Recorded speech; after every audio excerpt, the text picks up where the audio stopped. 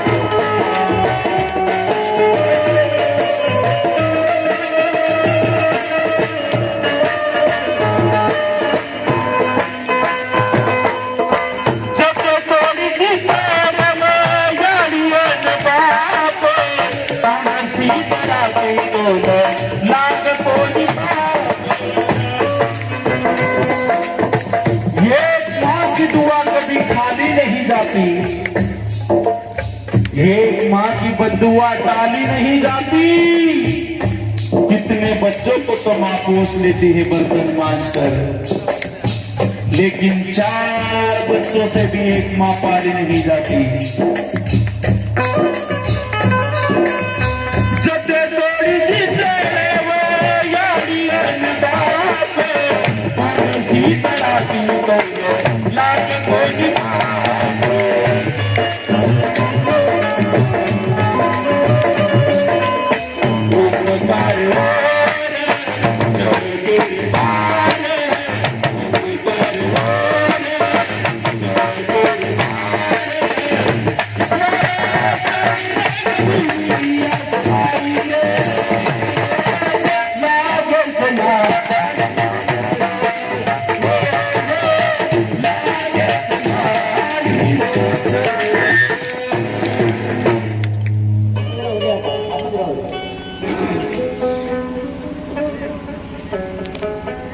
क्या क्या गया भाई?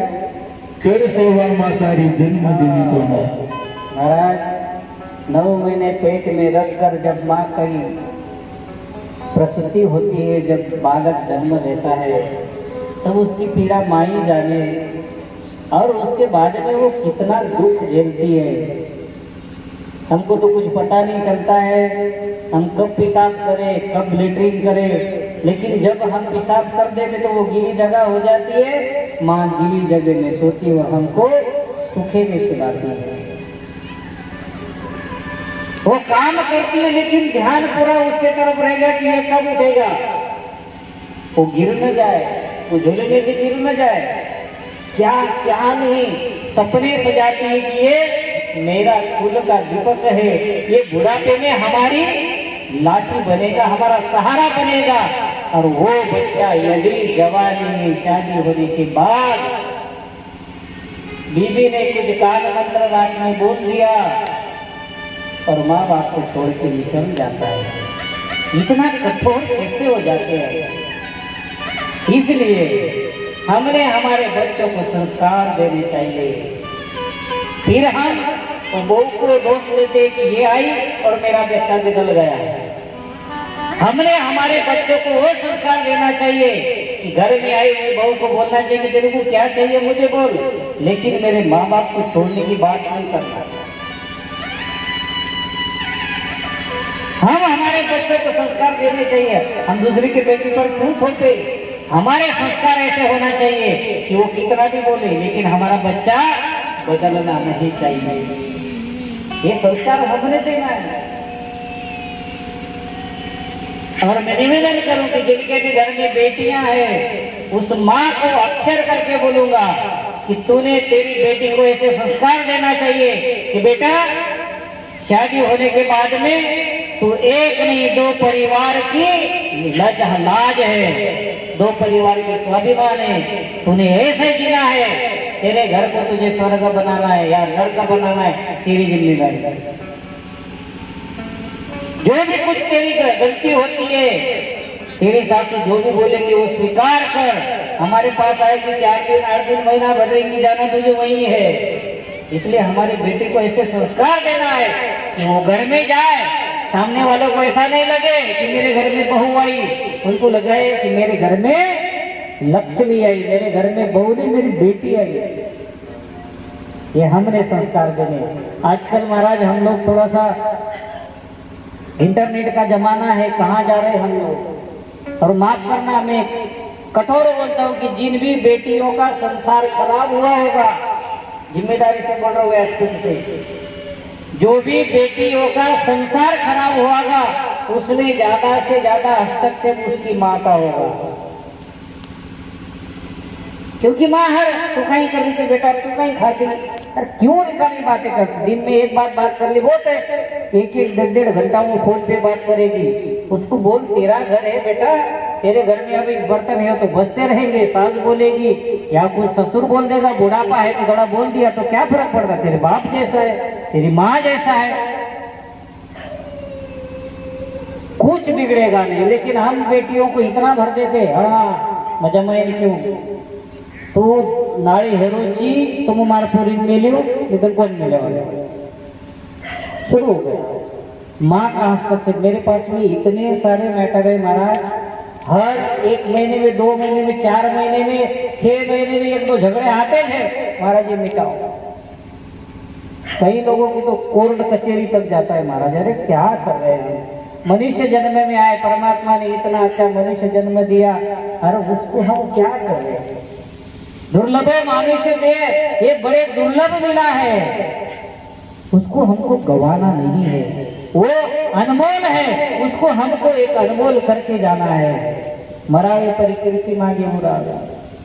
बच्चों को कपड़े, बेटियां जब घर से बाहर निकलती, जब बेटियां क्या कपड़े पहनती है, हमारी जिम्मेदारी है और बेटियों की भी जिम्मेदारी है। ठीक है एजुकेशन कर रही हो, अच्छे से रहो, लेकिन हमारे तरफ किसी की गलत दृष्टि जाए, ऐसे कपड़े हमने हमारी बेटियों को पहनने का अधिकार नहीं देना चाहिए। कितना बुरा दिखता है यार, कई जगह भी बेटियां कुछ बच्चों के साथ में माँ बाप को छोड़ के चली जाती है, और जब कहीं मिलती है तो वो सीधी बोलती है कि मुझे नहीं आना है, मैं तो यहीं रहूंगी। कितना कठोर हो जाता है। बेटा कभी भी ध्यान में रखना कि अपने बाप की इज्जत अपनी वजह से जाए, ऐसी संतान कोई काम की नहीं है। एक संत सत्संग कर रहे थे, एक बेटी खड़ी हुई सत्संग में और उसने एक प्रश्न किया कि बाबा हर जगह हम बेटियों को टोका क्यों जाता है, हम जैसे घर से बाहर निकलेंगी बेटा कहाँ जा रही है, बेटा जल्दी आ जाना, और लड़कों को कोई टोकता ही नहीं। संत बोले कि बेटा बात तो तेरी सच है, बाप क्यों ये सब बातें बेटियों को, माँ हो या बाप हो या पड़ोस क्यों टोकते रहते। तरुण बेटी जब घर में तरुण होगी तो उसको हर जगह देखा जाता है, कहाँ जा रही, किसके पास बैठ रही, क्यों गई। उस बेटी को एक संत ने उत्तर दिया कि बेटा जैसे एक दुकान वाला है, उसकी दुकान में लोखंड वगैरह बेचता है, तो लोखंड आसारी हो इंगल हो वो रोड पे रहते हैं, उसकी दुकान में रखता है क्या, वो बहुत कम लोग हैं कि दुकान में रखते हैं, बाकी अक्सर करके दुकान के बाहर ही रहता है। पानी आए, बारिश हो या फिर धूप हो, उसको कोई चिंता नहीं होती। लेकिन एक सोने का व्यापारी है, वो यदि हीरा बेचता है या अच्छा भारी वाला मोती बेचता है, तो वो एक छोटी सी डब्बी होती है और डिब्बी में मखमल का कपड़ा होता है, मखमल के कपड़े में वो हीरा होता है और वो उसका कांच का शोकेस रहता है, उसमें रखा जाता है। क्यों? वो हीरा इतना अनमोल होता है कि वो हीरे पर जरा सा भी यदि क्रैचेस आ गया, वो हीरा जरा सा भी नहीं ये हो गया तो उसकी कीमत 0 हो जाती है। और बारिश आए, पानी आए, धूप आए, लोखंड का कुछ बिगड़ता नहीं। ऐसे बेटा बेटी हमारे लिए हीरा है, उस पर जरा सा भी कोई दाग लग गया तो उसका जीवन खराब हो सकता है। इसलिए लड़कियों को बार बार डांटा जाता है, बार बार समझाया जाता है। और जो लड़के हैं ना, उनकी बदनामी हो गई, कुछ भी हो गया तो उनके बारे में ज्यादा सोचना नहीं है आदमी। इसलिए लोखंड की कीमत उतनी नहीं होती है, उससे 1000 गुना तो हीरे की कीमत होती है। तो बेटा तू हमारे लिए हीरा है, उस हीरे पर किसी का दोष न लगे, इसके लिए बेटा तुझे टोका जाता है। ये बात हमने बेटे को समझाना चाहिए।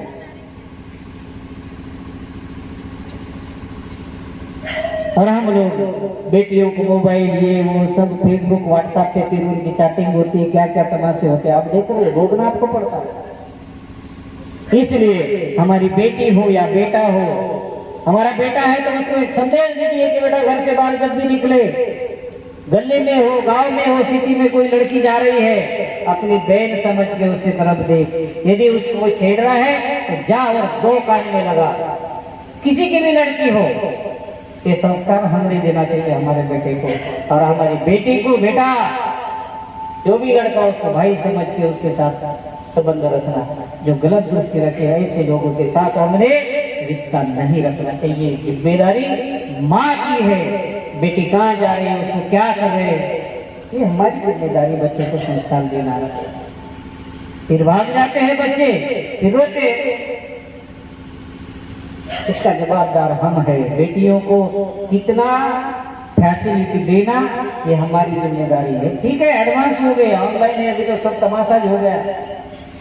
छोटे छोटे बच्चों को मोबाइल का सब तमाशा लग गया। हमारा जो ऑनलाइन उसका क्लास चलता है वो गेम देखते बैठता है। इसलिए हमारी बेटी हो या हमारा बेटा हो, उसको ऐसे संस्कार दीजिए, ऐसे संस्कार देकर उसको ऐसा बढ़िया पौधा बनाकर उसमें अच्छे से फूल खिले, संस्कार के, प्रेम के, सद्गुण के, विवेक के, सद्विचार के, आचार के, ताकि गली में जब निकले तो उसको लगे कि अरे ये लड़का या ये लड़की जिजामराव की है। उसका याद है करके उसका नाम बोला, नहीं तो बोलेंगे हमारा जिजामराव का नाम था। हमारे विष्णु भाई भी आगे देखो, मैं डूंगे, हमारे लोहिया वाले भी बैठे, पटना वाले भी होंगे शायद, कहाँ से। सबके लिए धन्यवाद के लिए ताली बजा दो भाई, कहाँ से आए। प्रेम है कि अपनों महाराज आरो से चारो सत्संग समझो। आपका प्यार ये हमारे लिए बहुत बड़ा प्रोत्साहन देता है महाराज। इसलिए परमात्मा की शरण आवश्यक है, और हम जब परमात्मा की शरण में चले जाएंगे तो सब पापों से हमें मुक्त कर देगा। हमको लगता है ना कि अरे हमने तो बहुत खाया पिया, बहुत पाप कपट किए, अब बुढ़ापे में क्या भगवान का भजन करेंगे। छोड़ दो, रात गई बात गई। भगवान ने कहा तुम मेरी शरण में आ जा, मैं तुझे सारे पापों से मुक्त कर दूंगा। वो परमात्मा इतना बड़ा दयालु है महाराज, कोई विचार नहीं करना, जब जागे तब सवेरा। आज तक हमारे से जो गलती हुई वो बदल के कल का नया जीवन, नया सवेरा, नई सूर्य किरण के साथ अपना जीवन की शुरुआत करें। माला लेकर, गले में माला और एक छोटा सा तिलक लगा के जाते, गले से निकले तो हमारा दर्शन भी किसी को अच्छा लगे। नहीं तो ऐसा भी ना हो कि पोटा गले मान लो पोटा था, ऐसा भी ना हो। बहुत सारे लोग माँ बड़ी बड़ी है ना बात क्या, फिर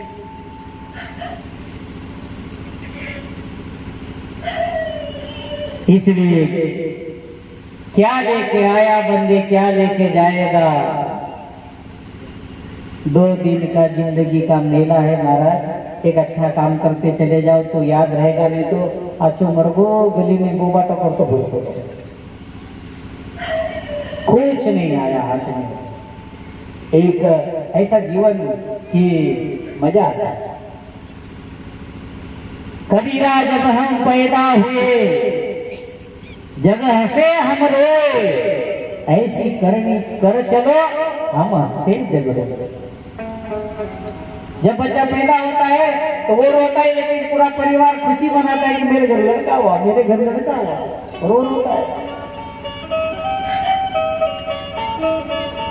तो कबीर जी ने कहा कि भले हम जब में सब रोए, लेकिन हम ऐसी कर्म करें कि हम जाए हमारी डोली, लेकिन लोगों की आंख में आंसू हो कि हमारा एक दोस्त, हमारा एक बाबा, हमारी एक माँ, हमारी एक बहन हमको छोड़ के चल बस।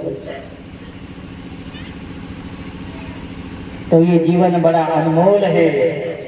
त्वमेव शरणं गच्छ सर्वभावेन भारत, तत्प्रसादात् परम शांति न चरेण अधिगच्छति। तो परमात्मा की शरण में जाने से शांति प्राप्त होती है। जैसे अभी हम सत्संग में आने भगवान की शरण में बैठे, दिमाग में शांति है, कोई टेंशन नहीं। कुछ लोग होंगे कि सुबह ये करना है वो करना है, लेकिन बाकी शांति से तुम्हारा चेहरा मेरे को बता रहा है तुम नहीं चाहते कि सत्संग बंद हो, क्योंकि हम तुम्हारा चेहरा पढ़ लेते हैं। वो देखो कैसी बेचारी एकदम मुंह लगा के देख रही है, सुन रही है, इधर बाबा लोग। क्योंकि ये सत्संग आत्मा का भोजन है, हमारा ध्यान आत्मा का भोजन है। तो आत्मा को जब ये अच्छी चीज मिलेगी तो वो तो प्रसन्न होगी। और मन हमारा महाराज करते दम चालू करे तो कहीं मालूम बैठ गए जाता उठ तो भी को ना।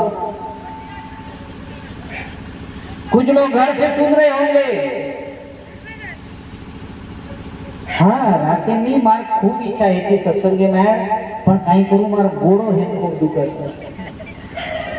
आप जवानी जो तमाशा की दो वो कहता है बाप भरी वो तो दुखेंगे, उसका गलत काम का उपयोग करेंगे तो दुखेगा।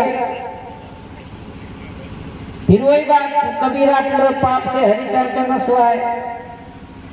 ये पूर्व जन्म के पाप है जो हमको ऐसे सत्संग में आने नहीं देते, क्योंकि वो पाप है ना, और हम पुण्य करेंगे तो वो पाप कटेगा।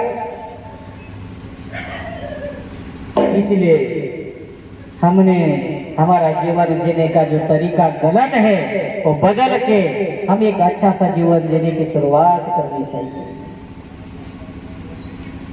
जिंदगी ये किराए का घर है, एक न एक दिन बदलना पड़ेगा। ढेर मिट्टी का हर आदमी है, बाद मरने के होता यही है। या तो तुरबते बनेगी जमीन पर, या चिताओं में जलना पड़ेगा। हर आदमी मिट्टी का ढेर है। जन्मा तब हमारा वजन कितना होता है? 1.5 किलो, 2 किलो, 2.5 किलो, बरोबर। और मरने के बाद जब हमको जलाया जाता है तो हमारी राख कितनी बनती है? कितने किलो की बनती होंगी? हाँ, अभी तुम ऐसे बोल रहे जैसे तुमको कुछ मालूम नहीं। अरे वही ना 1.5-2 किलो की तो राख ही बनती है ना अपनी। और होता क्या है? फिर अहंकार की बात कही दी। आखिर में हमारा राख ही बनना है, राख ही होना है, तो फिर हम अच्छे से प्यार से जीवन जी लेना भाई। इसलिए मैं निवेदन करूंगा कि हम लोग परमात्मा की शरण जाए। त्वमेव शरणं गच्छ सर्वभावेन भारत। हे भगवान, अर्जुन कहते अर्जुन को कि तू मेरी शरण में आ जा, मैं तुझे शांति प्रदान करूंगा, मैं तुझे पाप से मुक्त कर दूंगा, सिर्फ तू मेरी शरण में आ जा। मतलब हम रोज सुबह जाए, एक आधी अगरबत्ती जला के आ जाए और दिन भर इसका गला काट, उसका रिकामी बातें, तो भगवान शांति नहीं देने वाला। हमारा जीवन सुबह से लेकर शाम तक वो पवित्र हो। किसी के बारे में हम बुरा न सोचे, किसी का बुरा न करे। किसी का बुरा होता हो तो हम वहां बीच में खड़ा रहे, है को बुरा कर रहा है, थोड़ा टोक दो, जीवन का आनंद आ जाए। हमको याद करने के लिए मजबूर हो रहे लोग कि नहीं तो वो धर्मा भाई कसो भी है तो पुनः अच्छे है। हाँ? तो इसलिए अभी 10 बज गए, 10:10 होने वाले हैं। कर दो बंद? हाँ, कर दो क्या बंद? अरे हाँ ना, कुछ तो बोलो। हाँ, चाले दो, चाले दोगे? दक्षिणा दो पर। अभी आप ड्यूटी करूंगा तो फिर कोई दक्षिणा तो चाहिए ना भाई।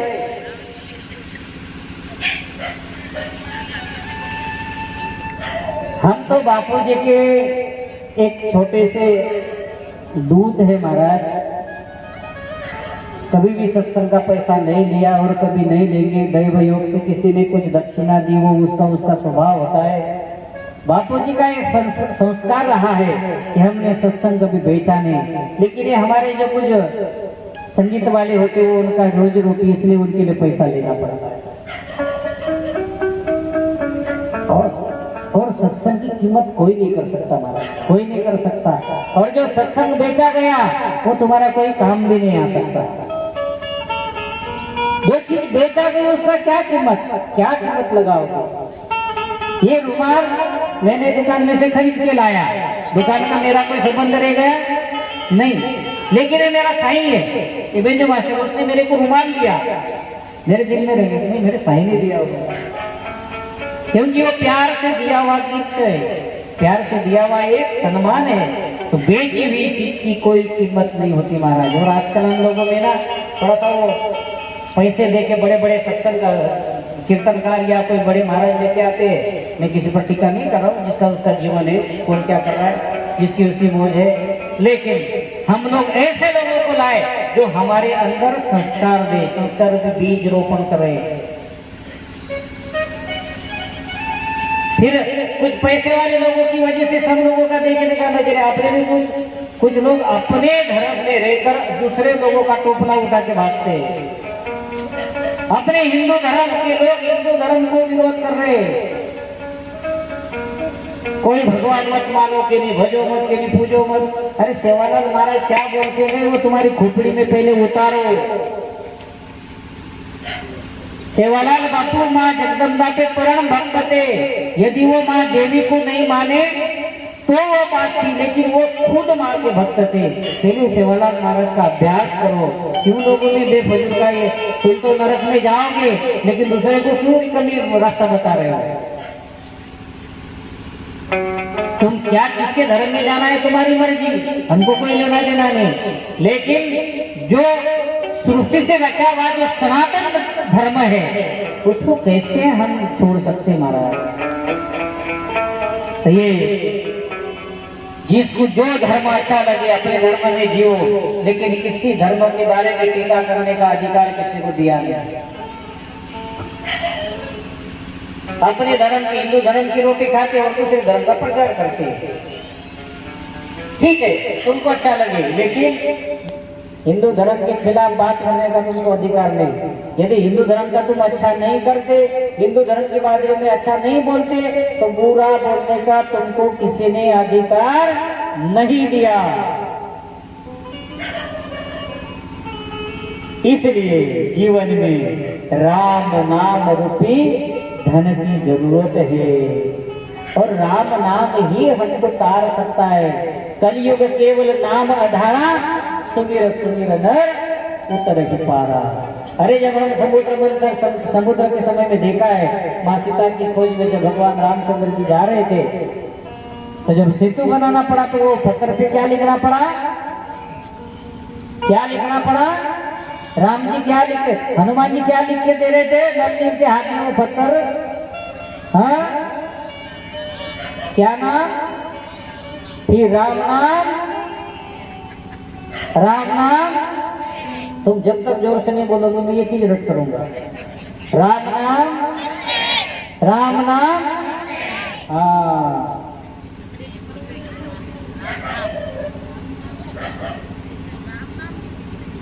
राम नाम के बगैर मुक्ति नहीं महाराज। और कलयुग में दो ही, नामा अमृत कथा अमृत, दो चीज ले लो जीवन में, बाकी कुछ करने की जरूरत नहीं। राम नाम आधार जिन्हें वो जल में राह बनाते हैं, जिन पर कृपा राम करे वो पत्थर भी तीर जाते हैं। राम नाम आधार जिन्हें,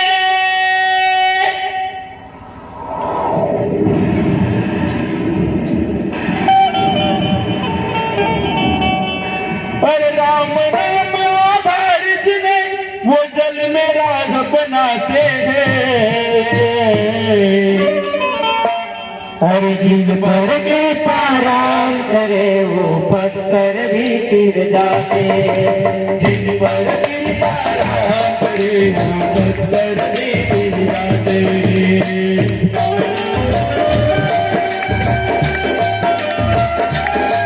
ताली बजा दो कि आदमी समाप्ति की तरफ जाने को ना आनंद ले लो।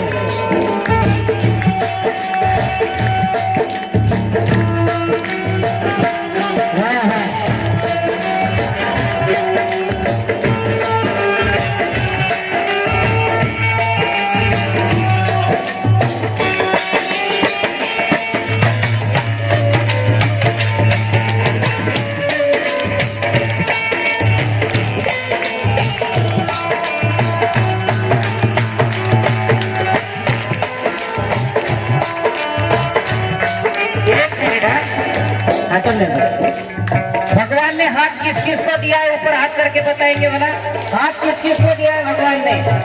सबके पास हाथ है, फिर हम ताली क्यों नहीं बजा रहे हैं? अरे राम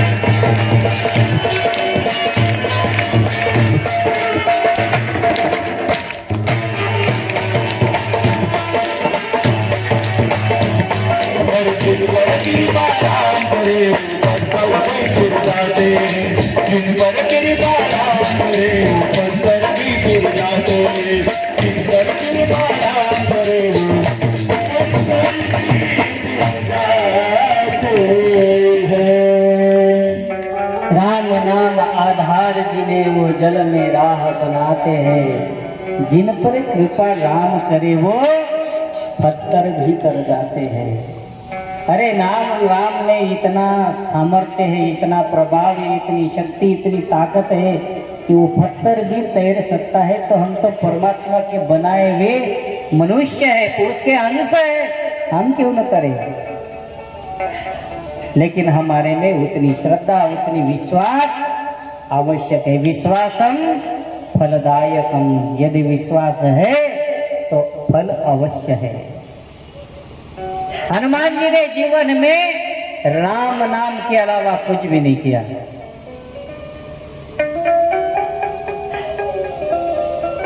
जब भी देखा वो एकांत में कर राम राम राम राम। संकट से हनुमान छुड़ावे, मन कर्म वचन ध्यान जो लावे। राम जी के सारे काम हनुमान जी ने किए। सीता माँ की शोध किसने? संजीवनी लेने कौन गया? भरत आखिरी दिन की 14 साल होने के बाद एक दिन भी ज्यादा हुआ तो मेरी सीता जली हुई मिलेगी। भरत जी को संदेश देने पहले कौन पहुंचा? हनुमान जी। तो यदि हमारे जीवन में हम राम नाम रूपी वो ज्योत हमारे हृदय में बिठा लेंगे तो वो ज्ञान रूपी प्रकाश एक न एक दिन हमारे अंदर समाएगा और फिर ज्योत से ज्योत जगाते चलो, प्रेम की गंगा बहाते चलो। राह में आए जो दीन दुखी सबको गले से लगाते चलो। तो ईश्वर की शरण जाने से शांति मिलेगी, मुक्ति मिलेगी, सुख मिलेगा, आनंद मिलेगा। इसलिए आज हम स्वर्गीय धर्मा बाबा के 13वीं के निमित्त जो आज एक दिवसीय सत्संग, सुबह कीर्तन, बीच में अन्नदान, तो आइए हमारे इस एरिया में कोरोना में या अभी किसी की जिनके घर में मृत्यु हुई हो, अपन 5 बार ओम की गुंजन करके उनको श्रद्धांजलि देंगे। परमात्मा उनको सदगति दे। सबने टाइट बैठ के और सबने ओम की गुंजन करना है। स्वर दे।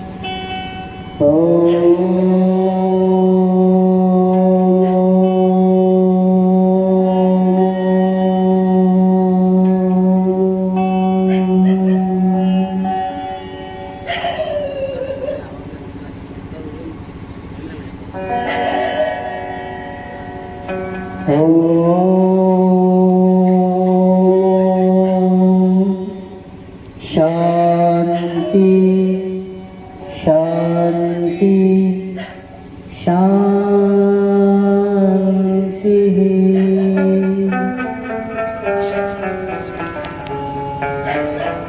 हम भगवान के चरणों में, माँ चंडिका के पावन चरणों में प्रार्थना करेंगे कि हमसे जो बिछुड़ कर गए उनको सदगति मिले, और जिन परिवारों पे ये दुख आया वो दुख सहन करने की परमात्मा उनको शक्ति दे। ये हम श्रद्धांजलि परमात्मा के चरणों में समर्पित करते हुए अंत में गांव की स्वच्छता रखिए, गांव में वृक्षारोपण कीजिए, बच्चों को अच्छे संस्कार दीजिए ताकि हमारे गांव की रौनक आए। गांव के बाहर हम जो शौचालय के लिए जाते हैं वो गांव में रास्ते पर शौचालय नहीं होनी चाहिए। ग्राम पंचायत की व्यवस्था है वो लेटरिन बनाने की, वो हमने थोड़ा पैसा डाला तो घर में बन जाएगा। एक सादी बात है कि जब बहू हमारे घर में आती है तो वो बिना घूंघट यदि रहती है तो हम उसको तुरंत डांट देते हैं कि तू बिना घूंघट के घूम रही। फिर हमारी बहू बेटी तो उसको हम रास्ते पर भेजे, ये हमारे लिए शर्म की बात है। इसलिए शौचालय होनी चाहिए हमारे घर में। और चारों भाइयों के लिए हम एक संदेश देना चाहेंगे कि चारों भाई में ऐसा प्रेम बना रहे, कोई कितना भी कुछ मसाला लगा के कुछ झगड़ा लगाने का काम करे तो हमने नहीं सुनना चाहिए। और सबसे बड़ी जिम्मेदारी महिलाओं की रहती है कि वो महिलाओं से थोड़ा महिला घर को स्वर्ग बना सकती है, घर को नर्क बना सकती है। इसलिए महिलाओं ने चारों जो है जेठानी देरानी, जो जेठानी है उन्होंने तीनों को अपनी बहन समझ के यदि प्यार से समझाए तो सोच होता है, और अब बिजावरा यदि बड़ा है तो बाप समझ के तीनों भाई को बढ़िया से उनके साथ में व्यवहार करना चाहिए, तो बड़ा अच्छा रहे, हम भी खुश, हमारा परिवार भी खुश, और आजू बाजू वाले लोगों को एक आदर्श मिले कि नहीं भाई हो तो ऐसा। रामायण वही तो सिखाया कि भाई भाई में कैसा प्यार होना चाहिए, देरानी जेठानी में कैसा प्यार होना चाहिए, सास बहू में कैसा प्यार होना चाहिए। रामायण में तो यही कहा ना, हमको यही बताया।